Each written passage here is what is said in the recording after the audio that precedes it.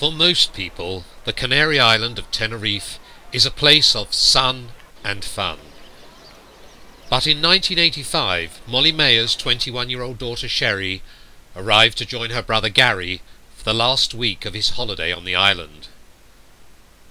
Within hours, 26-year-old Gary was dead, and Sherry was paralysed due to carbon monoxide fumes from a faulty water heater.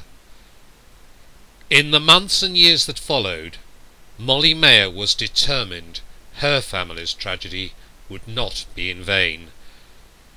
With former Junior Government Minister Nigel Griffiths, she co-founded Consumer Safety International.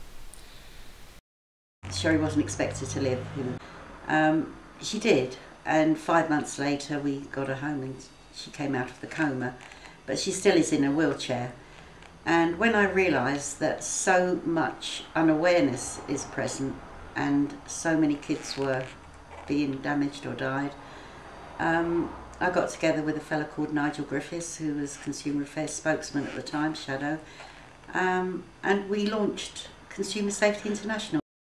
Over the following years, Molly flew out to Tenerife many times in her campaign to stop the continuing carbon monoxide deaths. It was extraordinarily difficult because I did have very highfalutin meetings and they were always very kind and they were always very polite. The fact remains they were doing nothing. Over the years, Molly was joined by many others who had all lost loved ones to carbon monoxide poisoning. Most of them were sort of, we want to do something but we don't know what to do. How can we stop this? So we kind of linked up and kept correspondence going, and they were trying to get media in their area to promote the dangers, and so it did expand a bit in Ireland and north of England. I first met Molly Maher as a television presenter over 25 years ago, and her determination never to give up impressed me as much then as it still does today. I think it's incredible what she's achieved, because she now is in direct contact with an influential MP in Tenerife, and I don't think an ordinary tourist could have done this. I think she must be a remarkable woman, really. So what has kept her campaigning for over 25 years? The anger, that's never quite gone away completely. You'd like to think it has, and I've got grandchildren now, and of course I do try and put it at the back of my mind a lot of the time.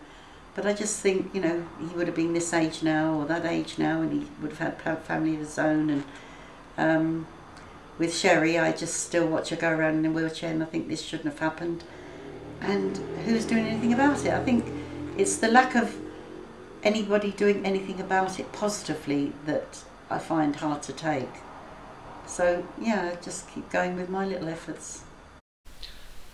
Molly is currently campaigning for school children to be made aware of the dangers of carbon monoxide. And this remarkable woman still has one message she wants everyone to hear. You must get an annual service. You must take some responsibility. And that's with any gas appliance really, but particularly with boilers and fires. And the other thing is absolutely a must is an audible alarm carbon monoxide detector. With both of them things, you should be quite safe.